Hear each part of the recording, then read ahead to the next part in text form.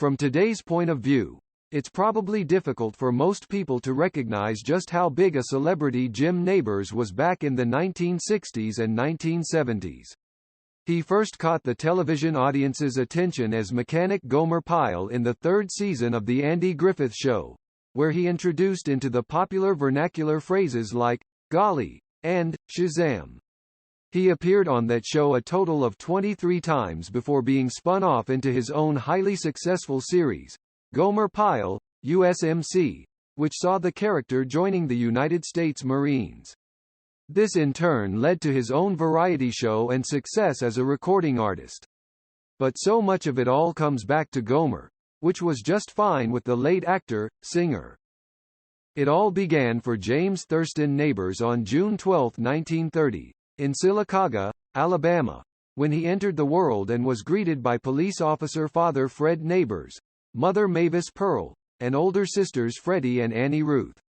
Singing first became a part of his life in high school and at church.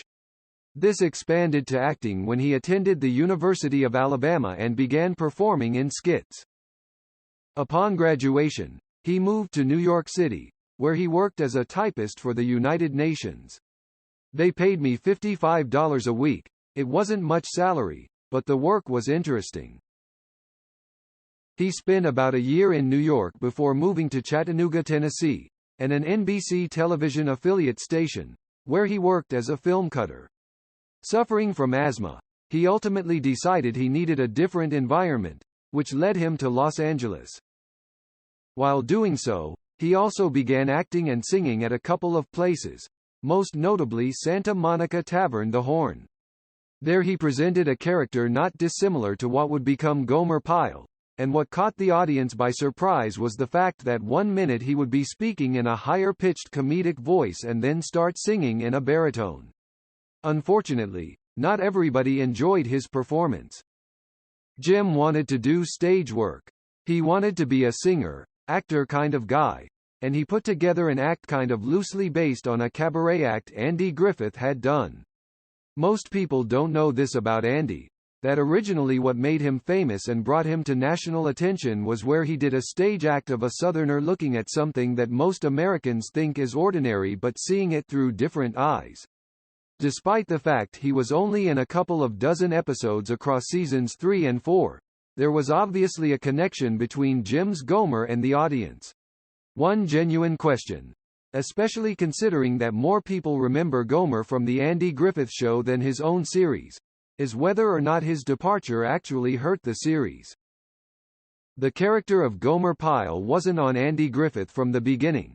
He doesn't appear until the third season, so the audience had a chance to react to the character and like him, but he wasn't there long enough for him to become a regular.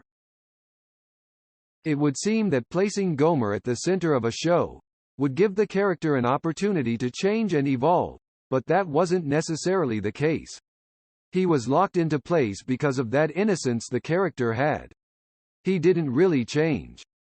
If you watch the Gomer Pyle series, he actually changes the people he interacts with.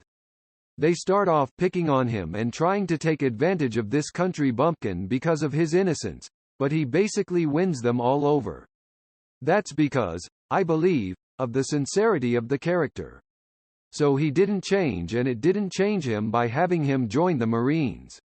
He didn't become the gung-ho, charge the hill type Marine. But he did his duty and was always reliable to the men around him. In 1971, CBS decided that they no longer wanted to have him. Or the Jackie Gleason Show, Petticoat Junction, the Beverly Hillbillies, The Ed Sullivan Show, and others. All were eliminated as part of the so-called rural purge, through which the network decided to focus on the demographics of their audience rather than its size.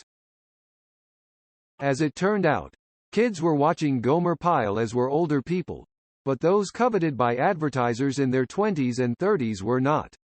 Rudely, Jim found out about the cancellation like everyone else. He read it in the newspaper.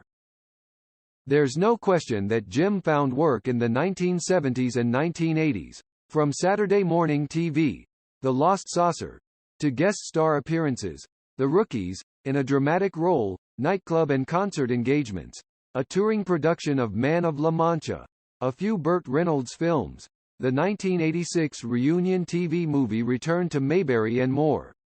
But his career was never what it had been, though he nonetheless kept at it. For a time, Jim became a live performer.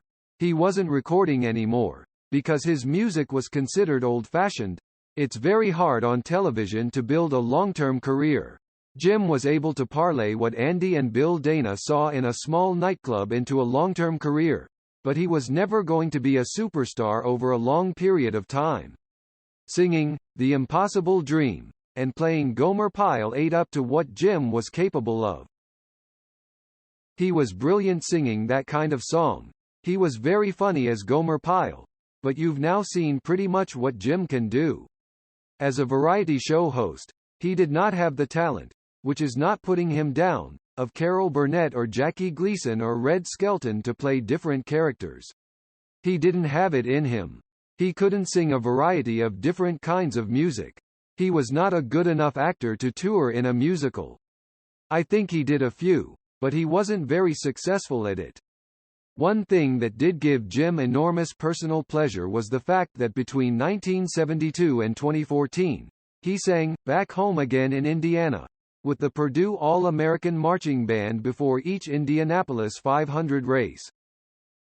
Jim was gay, a fact that he kept hidden for much of his life, though the people he worked with, particularly on the Andy Griffith Show and Gomer Pyle, were aware.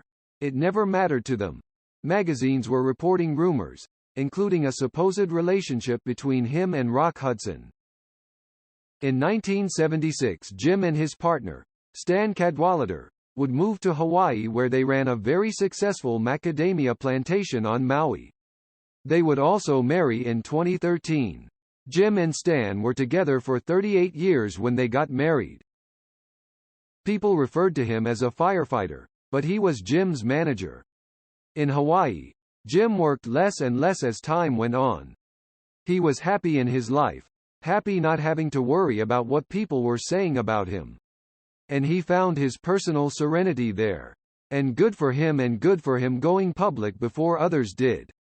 So with Jim, you had another celebrity showing you that there was no reason to stay in the shadows. In 1994, 3 years after receiving a star on the Hollywood Walk of Fame, Jim nearly died from hepatitis B, which resulted in liver failure. It was actually close friend Carol Burnett who managed to work things out with the transplant division of the University of California, Los Angeles to obtain a liver transplant.